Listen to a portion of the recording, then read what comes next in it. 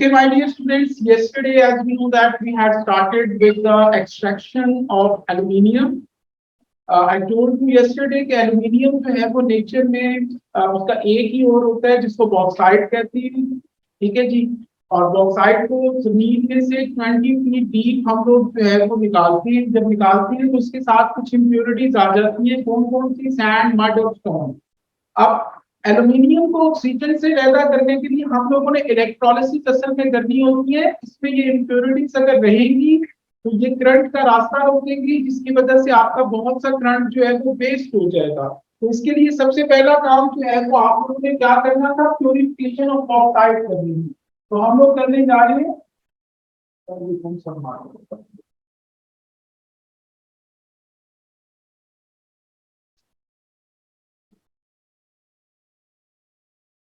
अच्छा जी, so we are going to start with the extraction of aluminium. तो aluminium मैंने आपको पहले बताया है कि ये अर्थ क्रस्ट में इसका एक ही और होता है जिसका नाम है तो क्या होता है? बॉक्साइट होता है। Al2O3 इसका फॉर्मूला है। और मैंने कल बताया था कि ये एम्फोटेरिक है। एम्फोटेरिक ऑक्साइड जो है वो एसिड और बेस दोनों के साथ रिएक्ट कर जाते हैं, पानी में डिसॉल्व नहीं होते, ठीक है जी। और इसके साथ कुछ इम्प्योरिटीज भी जो है वो जब जमीन से इसको निकालते हैं तो आ जाती हैं। कौन कौन सी? सैंड, मड और स्टोन। ये कल की चीजें मैंने आप लोगों को लिख के बताई है। आज हमने शुरू कर रहे हैं कि सबसे पहला काम प्यूरिफिकेशन ऑफ बॉक्साइट, कि हमें बॉक्साइट को प्योर कैसे करने। इस बॉक्साइट में ये जो इम्प्योरिटीज मौजूद है, सैंड, मड एंड स्टोन, तो how could we separate them, इनको कैसे अलग कर सकते हैं। तो what you have to do, सबसे पहला स्टेप आपने ये करना है मेरे बच्चों कि आप लोगों ने एक बीकर ले लेना है लाइक दैट। इस बीकर के अंदर तुम लोगों ने डाल देनी है जी 40% सोडियम हाइड्रोक्साइड। सोडियम हाइड्रोक्साइड जो है ये आपकी एक बेस होती है, एल्कली होती है जी। This is the alkali, this is the base. Now what you do my dear, आपके पास ये जो बॉक्साइट है Al2O3, ये आपने डाल देनी है with impurities in the 40% sodium hydroxide solution. अब मैंने आपको पहले ही बताया कि एल्यूमिनियम ऑक्साइड जो है ये एम्फोटेरिक ऑक्साइड है। दुनिया में 4 ऑक्साइड्स एम्फोटेरिक हैं। मैंने आपको उसके लिए एक वर्ड बताया था कल, ज़ोल्ट, zinc, aluminium, lead and tin. इनके ऑक्साइड्स एम्फोटेरिक होते हैं। They could react with the acid and base both, लेकिन पानी में ये जो है वो डिसॉल्व नहीं होते जी। तो जब आप ऑक्साइड और उसकी इम्प्योरिटीज को 40% सोडियम हाइड्रोक्साइड में डालोगे तो व्हाट वुड हैपन, ये जो बॉक्साइट है Al2O3 ये इसमें डिसॉल्व हो जाएगा, इट विल डिसॉल्व। जबकि जो इम्प्योरिटीज हैं वो इसमें डिसॉल्व नहीं होंगी, वो इस तरीके से नीचे बैठ जाएंगी। तो these are my dear impurities. और इन इम्प्योरिटीज के अंदर क्या कुछ आ जाता है? सैंड भी आ जाती है, मड भी आ जाती है और स्टोन्स भी इसके अंदर जो है वो आ जाते हैं। तो ये तीनों चीजें इम्प्योरिटीज के अंदर जो है वो शामिल होती हैं। ये पहला स्टेप है आपका। This is your step 1। Now what you have to do in the step 2। Step 2 में जो है वो आप लोगों ने क्या करना है वो देखते जाएं। स्टेप 2 में आप लोगों ने एक फनल लेनी है। फनल एक ऐसा बर्तन, आपको पता है एक ऐसी चीज होती है कि जिसमें से आप लोग कोई थिन नेक वाली चीज होती है तो वो उसमें से पास कर सकते हो। सो ये आपने फनल ले लेनी है। फनल के अंदर आपने एक फिल्टर पेपर लगा देना है। फिल्टर पेपर जो है वो किस तरीके से लगाते हैं वो तरीका देख लें कि लेट्स सपोज ये देखें जी, ये फिल्टर पेपर है, सपोज करें, ठीक है। इसको आप लोगों ने कैसे करना होता है, इसको इस तरह पहले इस तरह कर लें और फिर इसको इस तरह कर लें लाइक दैट। ये कर लिया। अब इसके 3 कोने एक तरफ और एक तरफ कर लें।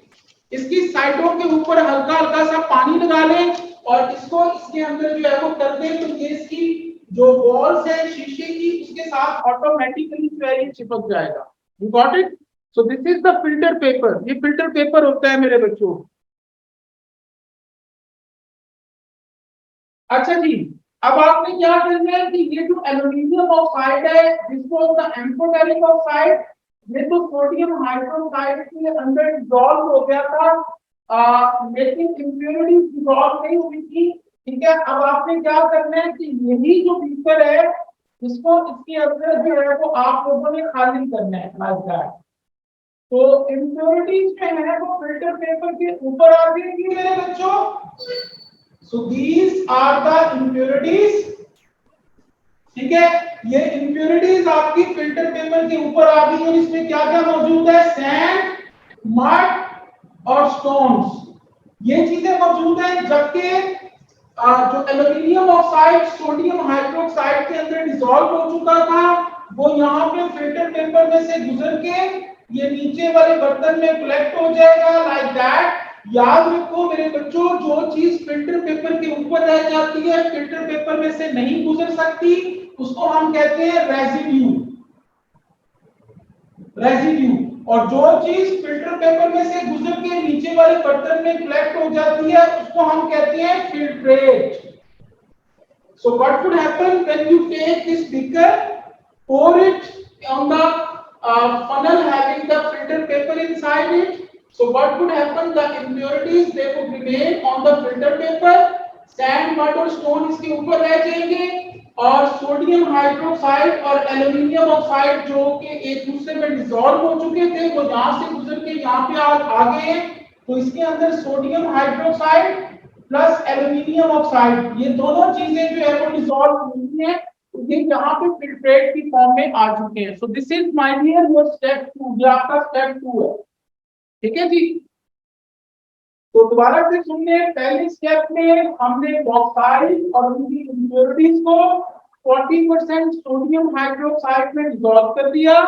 बॉक्साइड एम्फोटेरिक ऑक्साइड है, ये इसके अंदर डिसॉल्व हो गया क्योंकि ये बेस है। Whereas the impurities, they will not dissolve, they will settle down. Okay, so you pass them through the filter paper. Filter paper के ऊपर आपकी इम्प्योरिटीज आ जाएंगी, जबकि फिल्ट्रेट जो है उसमें सोडियम हाइड्रोक्साइड और एल्यूमिनियम ऑक्साइड आपका आ जाएगा। उसके बाद नेक्स्ट स्टेप पे चलो, नेक्स्ट आपका थर्ड स्टेप है। थर्ड स्टेप में ये जो फिल्ट्रेट आपके पास आ चुका है मेरे बच्चों, this is the filtrate, it contains sodium hydroxide plus aluminium oxide। Now what you are supposed to do, आप लोगों को क्या करना है, आप लोगों को मेरे बच्चों इसके अंदर ऐड करना है water. You have to dilute it with water। इसके अंदर पानी डाल दो ज्यादा सारा। जब इसमें पानी डालेंगे, मैंने आपको पहले ही बताया है कि amphoteric oxide they are only soluble in acid and basic, not in water. तो जब पानी की अमाउंट यहाँ पे बढ़ जाएगी, सोडियम हाइड्रोक्साइड की अमाउंट, बेस की अमाउंट कम हो जाएगी, तो what would happen, this aluminium oxide जो है it is only soluble in 40% sodium hydroxide. 40% का मतलब 40 सीधे सोडियम हाइड्रोक्साइड, बाकी 60% इसमें वाटर होता है। तो सिर्फ ये इसमें डिसॉल्व कर सकता है। अगर परसेंटेज सोडियम हाइड्रोक्साइड की कम हो जाती है, आप लोग पानी डालते हैं तो उसकी परसेंटेज कम हो जाती है, तो एल्यूमिनियम ऑक्साइड दोबारा से इनसॉल्युबल हो जाता है और उसके क्रिस्टल जो है वो नीचे बैठना शुरू हो जाते हैं, ये एल्यूमिनियम ऑक्साइड के। तो this is aluminium oxide crystal, ये नीचे बैठ जाएंगे। तो इनको आपने दोबारा से इसी तरीके से फिल्टर कर लीजिए, तो आपके पास ये प्योर फॉर्म में जो है वो एल्यूमिनियम ऑक्साइड आ जाएगा। इसमें से जो इम्प्योरिटीज होंगी वो सारी निकल जाएंगी। You got it guys? अब इसी चीज को मैं आप लोगों को जो है वो डिस्प्ले करवा रहा हूँ, तो उसको लिख लीजिए। इसको अगर कॉपी करनी है तो रख कर दूं। Yes sir.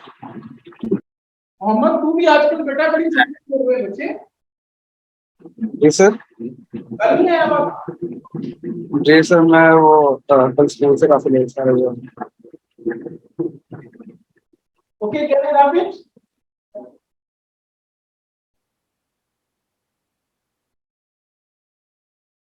चलिए जी, इन पॉइंट्स को लिख लीजिए। dissolve bauxite Al2O3 with its impurities in 40% sodium hydroxide solution. ठीक है जी,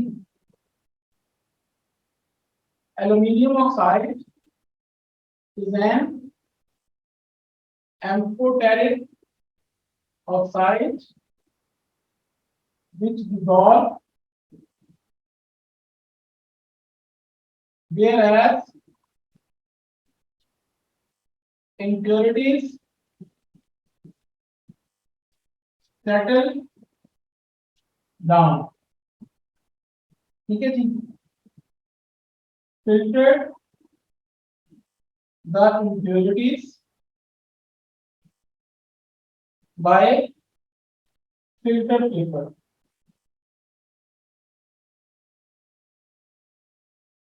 Dilute the mixture of sodium hydroxide and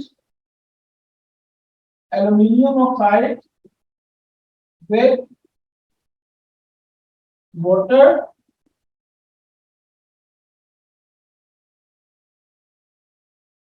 as the concentration of water increases, the pure crystals of bauxite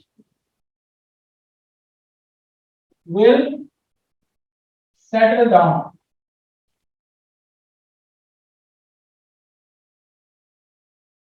As Al2O3 is insoluble in water. ठीक है बच्चों, can I write this one as well? Can I write this one? So,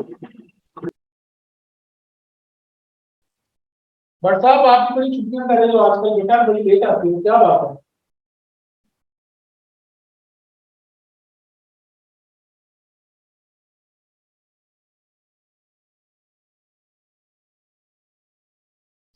Okay, my dear students.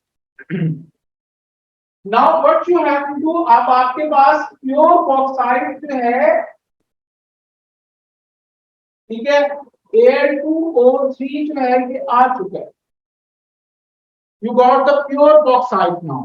आपके पास pure form में bauxite आ गया. अब हमें क्या करना है, मैंने आपको पहले भी बताया था कि एल्युमिनियम को ऑक्सीजन से अलग करने के लिए you have to use the process of electrolysis, यानी you have to pass the current, ठीक है जी, थ्रू मोल्टन एल्युमिनियम ऑक्साइड. तो मेरे बच्चों ये एल्युमिनियम ऑक्साइड जो है इसका मेल्टिंग पॉइंट होता है that is almost 2050 degree Celsius, 2050 degree Celsius, that is the melting point of aluminium oxide. Okay, so now what we have to do my dear, इतना ज्यादा टेम्परेचर चाहिए इसको मेल्ट करने के लिए, तो इसमें तो आपका बहुत ज्यादा फ्यूल कॉस्ट लग सकती है. तो इसके लिए मेरे बच्चों हम लोग क्या करते हैं कि इसके अंदर ऐड कर देते हैं अब इम्प्योरिटी, और उस इम्प्योरिटी का नाम होता है कि क्रायोलाइट. क्रायोलाइट का फॉर्मूला होता है Na3Al F6. इसके अंदर भी एल्युमिनियम जो है वो मौजूद होता है.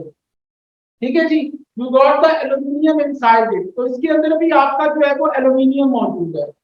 ठीक है, ये क्रायोलाइट करता है कि आप ध्यान से सुनिएगा, पेपर में अक्सर क्वेश्चन आ जाता है कि what is the function of cryolite. ये जो मैं नोट्स लिखवाता हूँ ये, जी जी बोलो बेटा. एग्जैक्टली, क्रायोलाइट जो है इसका फंक्शन, वो आपसे पेपर में पूछता है कि what is the function of cryolite, इसका आंसर क्या लिखेंगे, it acts as a solvent to dissolve aluminium oxide and lowers its melting point from 2050 degree Celsius to 950 degree Celsius. याद रखो मेरे बच्चों, जब भी किसी चीज पे कोई इम्प्योरिटी डालती है तो वो उसके मेल्टिंग पॉइंट को कम कर देती है, बॉइलिंग पॉइंट को बढ़ा देती है। मैं आपको छोटी सी एग्जांपल देता हूँ। आपके पास पानी है, वाटर है, वाटर का मेल्टिंग पॉइंट 0 है और उसका बॉइलिंग पॉइंट 100 है। अगर आप वाटर में कोई चीज डाल दोगे, लेट्स सपोज आपने सॉल्ट डाल दिया, उसमें नमक डाल दिया, जी बेटा, ये मेरे बच्चे हमने संभाल के रखा, शुक्रिया। अच्छा जी, so when you are going to add some salt in the water, ठीक है, तो अब क्या होगा, इम्प्योरिटी आ गई है पानी में, तो वो जो इम्प्योरिटी है वो पानी के मेल्टिंग पॉइंट को कम कर देगी, यानी 0 से कम होके क्या हो जाएगा, माइनस में चला जाएगा और उसका बॉइलिंग पॉइंट बढ़ जाएगा। बॉइलिंग पॉइंट पहले 100 था, तो 100 से इंक्रीज करके 102, 104 हो जाएगा। You got my point? तो किसी भी चीज में जब हम कोई इम्प्योरिटी डालते हैं तो उसके मेल्टिंग पॉइंट को कम कर देती है, बॉइलिंग पॉइंट को बढ़ा देती है। तो यहाँ पे भी हमने वही वाला रूल अपनाया है, क्योंकि इसका मेल्टिंग पॉइंट बहुत ज्यादा है, it will cost us large amount of fuel. तो इसलिए मेरे बच्चों हम लोगों ने इसमें एक इम्प्योरिटी ऐड की है जिसका नाम क्रायोलाइट है। इसका फॉर्मूला Na3Al(F6), इसके अंदर भी एल्यूमिनियम मौजूद है इस इम्प्योरिटी में। ये इम्प्योरिटी क्या करती है, it acts as a solvent to dissolve aluminum oxide inside it and lowers its melting point from 2050 degree Celsius to 950, यानी 2000 का इम्प्योरिटी के डालने से इसका मेल्टिंग पॉइंट कम होकर 950 रह गया है। और दूसरा काम ये क्या करती है, improves the electrical conductivity of molten aluminium oxide. यानी एल्यूमिनियम ऑक्साइड को जब आप लोग मेल्ट करते हैं तो उसकी इलेक्ट्रिकल कंडक्टिविटी को इंप्रूव करती है, क्योंकि इसके भी आयंस बन जाते हैं, इसके भी आयंस बनते हैं, तो वो जो इलेक्ट्रोलाइट है उसमें आयंस बहुत ज्यादा होंगे, जितने ज्यादा आयंस होंगे उतना अच्छा जो है वो करंट आपका पास होगा। तो ये दो काम नहीं करती है क्रायोलाइट। अब आपके पास ये जो बॉक्साइट है ये पिघल चुका है, मेल्ट हो चुका है जी, लिक्विड फॉर्म में आ गया, मोल्टन फॉर्म में आ गया। Now what you have to do, you have to do the process of electrolysis. Can I have all this one? Yes sir.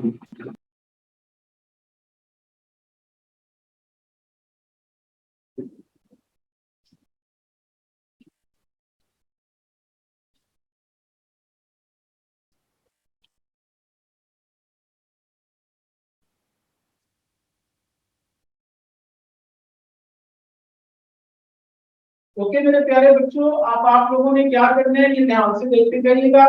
हम लोग इलेक्ट्रोलिसिस करने जा रहे हैं। किस चीज की इलेक्ट्रोलिसिस करने जा रहे हैं? बॉक्साइट की, एल्यूमिनियम ऑक्साइड की। सबसे पहली चीज, इसकी जो बॉल्स होती है, ये इलेक्ट्रोलाइटिक सेल जो है इसकी जो बॉल्स है वो स्टील की ही बनी हुई है, लेकिन इसके अंदर जो है ये इस तरीके से ग्रेफाइट की एक लाइनिंग होती है, जिसको ब्लैक से शो करता हूँ। ग्रेफाइट की बनी हुई एक लाइनिंग होती है ग्रेफाइट की। ग्रेफाइट कार्बन को कहते हैं बच्चों। आप लोगों ने जो घर में बैटरी यूज करते हैं, हम लोग सेल वगैरह इस्तेमाल करते हैं, उसको कभी खोल के ओपन करके देखिएगा, उसमें से ब्लैक कलर का जो है वो एक निकलता है इलेक्ट्रोड। वो जो ब्लैक कलर का निकलता है वो असल में ग्रेफाइट होता है।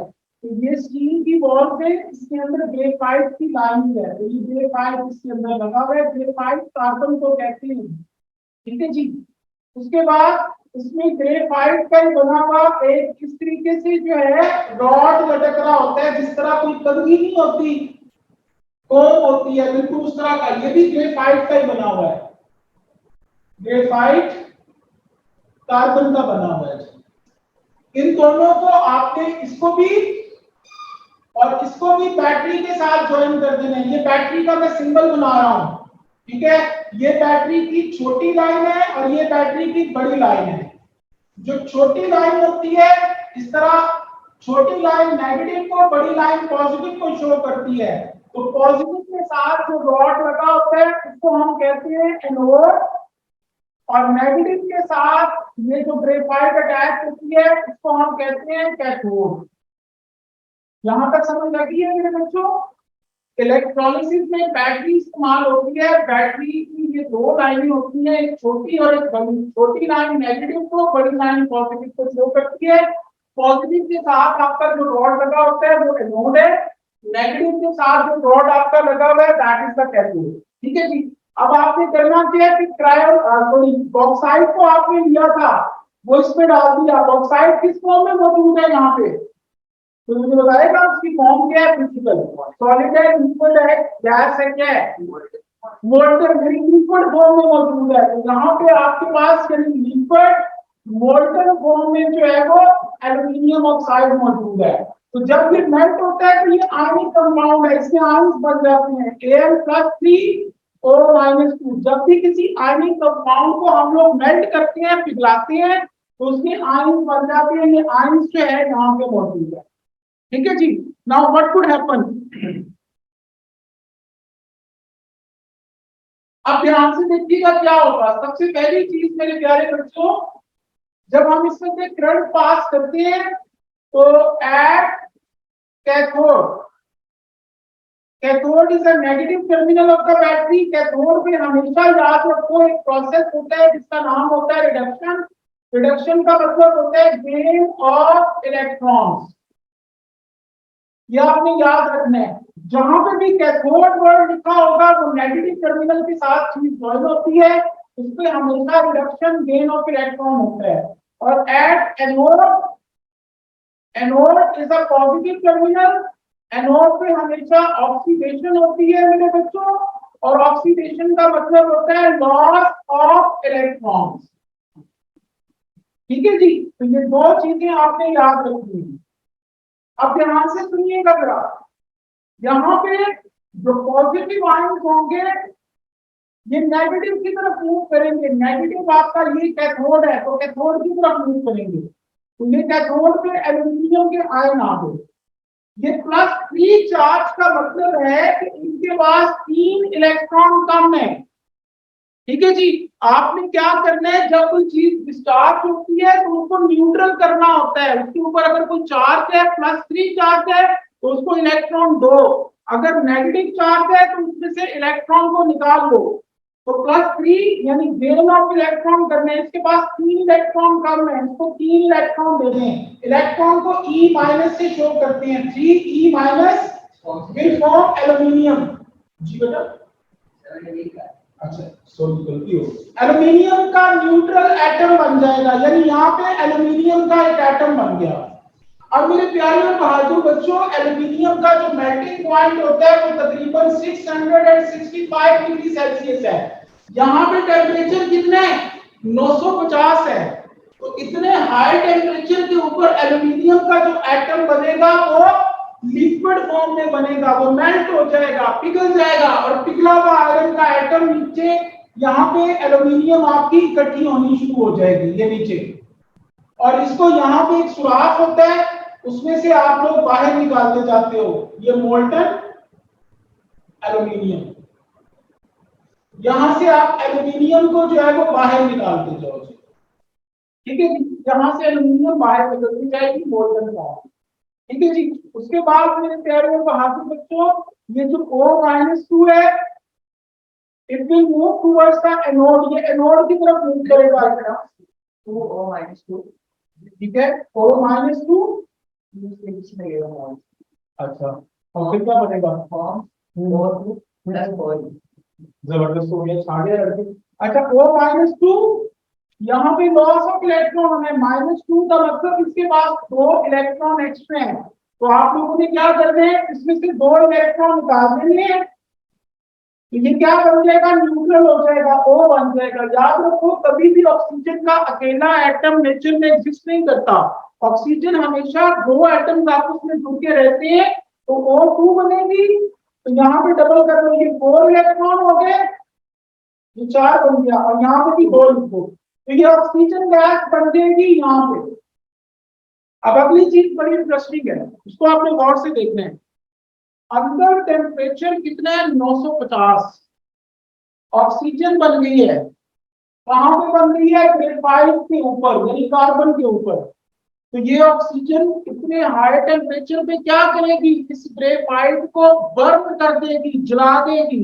तो कैसे जलाएगी वो देखें, ये ऑक्सीजन कार्बन के साथ मिलकर कार्बन डाइऑक्साइड बनाएगा, और कार्बन डाइऑक्साइड कार्बन के साथ मिलकर कार्बन मोनोऑक्साइड बनाएगी। तो आपकी एनोड के ऊपर ये तीन गैसेस बन सकती हैं, ऑक्सीजन, कार्बन डाइऑक्साइड और कार्बन मोनोऑक्साइड, ये तीन गैसेस बन सकती हैं। और दूसरी चीज कि ये ऑक्सीजन जो है ये इस ग्रेफाइट के एनोड को बर्न कर देगी, जला देगी, और आपको हर बार ये एनोड यहाँ पे नया लगाना पड़ेगा। क्यों? क्योंकि ऑक्सीजन जो इस पे बनती है वो इसको ईटन अवे कर देती है, इसको बर्न करवा के कार्बन डाइऑक्साइड और कार्बन मोनोऑक्साइड बना देती है। You have to replace this graphite rod regularly. You got it? तो इसको लिख लीजिए मेरे बच्चों। ये वाला आप कर दो, ये अगर कॉपी कर रही है ये साइड वाला ऊपर वाला रख कर दो, this one. Yes, sir.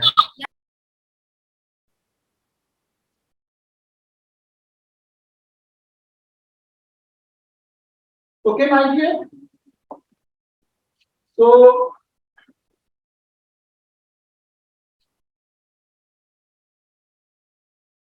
graphite anode would be eaten away as oxygen formed on its surface burns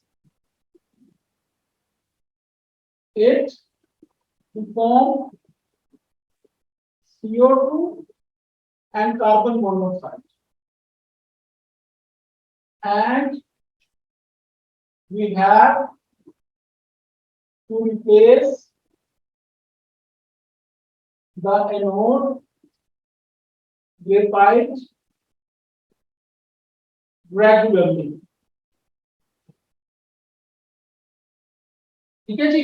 तो मेरे प्यारे बच्चों, आपकी जब इलेक्ट्रोलिसिस होती है एल्यूमिनियम की, तो याद रखिए कैथोड के ऊपर Al+3 से एल्यूमिनियम बनता है, जो कि मोल्टन फॉर्म में बनता है, लिक्विड फॉर्म में। तो पेपर में एक बार क्वेश्चन आ चुका हुआ है कि एल्यूमिनियम की फॉर्म यहाँ पे क्या होती है और बॉक्साइड की फॉर्म क्या होती है, तो दोनों लिक्विड फॉर्म में एग्जिस्ट करते हैं। ये पेपर में एक बार क्वेश्चन आ चुका हुआ है। दूसरी चीज, एल्यूमिनियम जो है वो भी लिक्विड फॉर्म में बनती है। O-2 एनोड में जाएगा, वहां पे जाके ऑक्सीजन बनाएगा। ऑक्सीजन एक बहुत रिएक्टिव गैस है, ये इस ग्रेफाइट के कार्बन के बने हुए एनोड को बर्न कर देगी, जला देगी, और उससे कार्बन डाइऑक्साइड और कार्बन मोनोऑक्साइड बनेंगे। तो तीन गैसेस आपकी जो है वो एनोड के ऊपर बन सकती हैं, और आपका ये जो एनोड है ये खाया जाएगा, खत्म हो जाएगा, eaten away हो जाएगा। Why? Because oxygen formed on its surface will burn it to form carbon dioxide and carbon monoxide, and you have to replace this graphite anode regularly. Okay. The last thing of this chapter, that is properties and uses of graphite. Graphite के तीन uses आप लोगों ने याद रखने हैं। पहला क्या होता है, ग्रेफाइट में लिख दिया, सॉरी, एल्यूमिनियम। ठीक है जी। एल्यूमिनियम का पहला यूज मैं आपको पहले भी बता चुका हूं कि एल्यूमिनियम जो है वो एक बहुत रिएक्टिव चीज है, और उसके गिर्द एक प्रोटेक्टिव लेयर होती है किसी एल्यूमिनियम ऑक्साइड की। एल्यूमिनियम खुद अंदर होता है। ठीक है, तो आपको जो एल्यूमिनियम नजर आता है वो एल्यूमिनियम नहीं होता, बल्कि वो ऑक्साइड की, एल्यूमिनियम ऑक्साइड की लेयर है उसके गिर्द।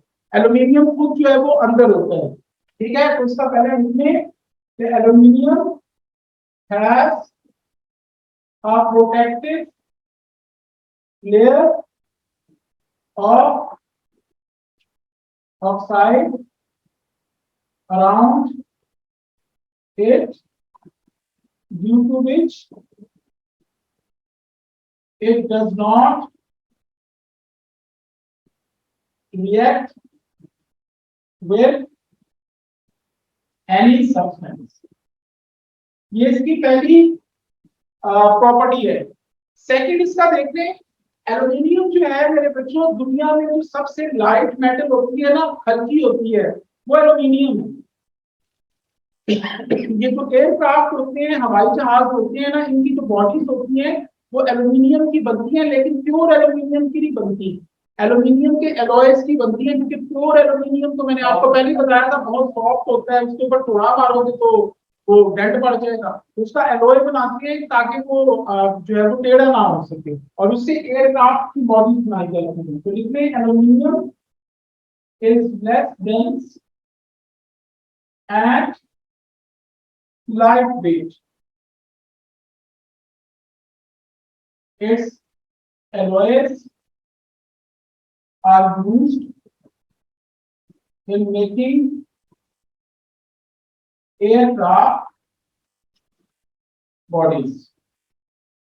जितने भी हवाई जहाज होते हैं उनकी बॉडीज इसी की बनती है। और आखिरी चीज, एल्यूमिनियम जो है ये इलेक्ट्रिसिटी कंडक्ट करता है मेरे बच्चों, तो इसीलिए इसको जो ओवरहेड केबल्स होती है खंभों के ऊपर जो आपको सिल्वर कलर की वायर्स नजर आती हैं वो एल्यूमिनियम की बनी होती है। तो aluminium is a good conductor of electricity,